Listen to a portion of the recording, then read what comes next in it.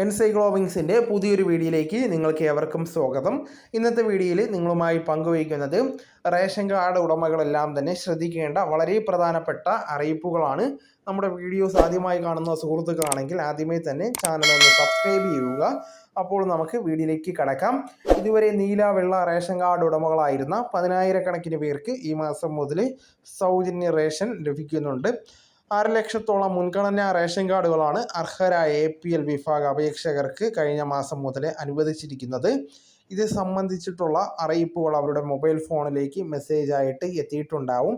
ഈ പുതിയ മുൻഗണനാ റേഷൻ കാർഡുകൾ ഡൗൺലോഡ് ചെയ്തിട്ടില്ലെങ്കിൽ അടുത്തുള്ള അക്ഷയ കേന്ദ്രങ്ങളിലെത്തി ഡൗൺലോഡ് ചെയ്ത് പ്രിൻ്റ് ചെയ്തെടുക്കാവുന്നതാണ്. ഇനി അടുത്തത് ഈ മാസത്തെ റേഷൻ വിഹിതമാണ്. റേഷൻ വിഹിതം നോക്കാം. ആദ്യത്തേത് മഞ്ഞ കാർഡാണ്, AOY ആണ്. അന്ത്യോദയ അന്നയോജന കാർഡാണ്.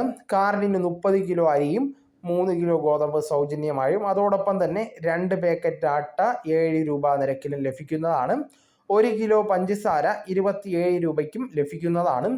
അടുത്തത് മുൻഗണനാ വിഭാഗമാണ്, PHH ആണ്.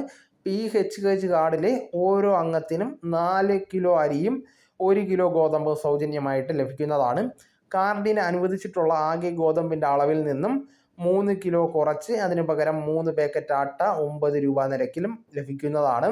അടുത്തത് പൊതുവിഭാഗമാണ്, NPS ആണ്. നീല കാർഡുകാർക്കുള്ളതാണ്. NPS കാർഡിൽ ഓരോ അംഗത്തിനും 2 കിലോ അരി വീതം കിലോയ്ക്ക് 4 രൂപ നിരക്കിൽ ലഭിക്കുന്നതാണ്. കൂടാതെ NPS കാർഡിന് അധിക വിഹിതമായിട്ട് 3 കിലോ അരി കിലോയ്ക്ക് 10 രൂപ 90 പൈസ നിരക്കിലും ലഭിക്കുന്നതാണ്. അടുത്തത് NBNS ആണ്, പൊതുവിഭാഗം വെള്ള കാർഡ് ഉടമകൾക്കാണ്. NBNS കാർഡിന് 6 കിലോ അരി കിലോയ്ക്ക് 10 രൂപ 90 പൈസ നിരക്കിലും ലഭിക്കുന്നതാണ്.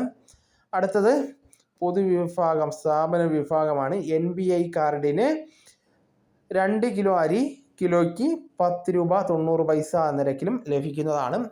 ഈ പ്രധാനപ്പെട്ട വിവരങ്ങൾ എല്ലാവരും ശ്രദ്ധിക്കുവാനായിട്ട് ശ്രമിക്കുക. അവരവരുടെ റേഷൻ വിഹിതം കൈപ്പറ്റുവാൻ കൃത്യസമയത്തും ശ്രദ്ധിക്കുക. നിങ്ങളുടെ മറ്റു ഗ്രൂപ്പുകളിലേക്കും ഈ വിവരം നിങ്ങൾ ഷെയർ ചെയ്ത് എത്തിക്കുക. നമുക്ക് തുടർന്നും വിജ്ഞാനപരമായ മറ്റ് വീഡിയോസും ആനുകാലിക വിവരങ്ങളുമായി വീണ്ടും കാണാം. അതുവരെ ഗുഡ് ബൈ.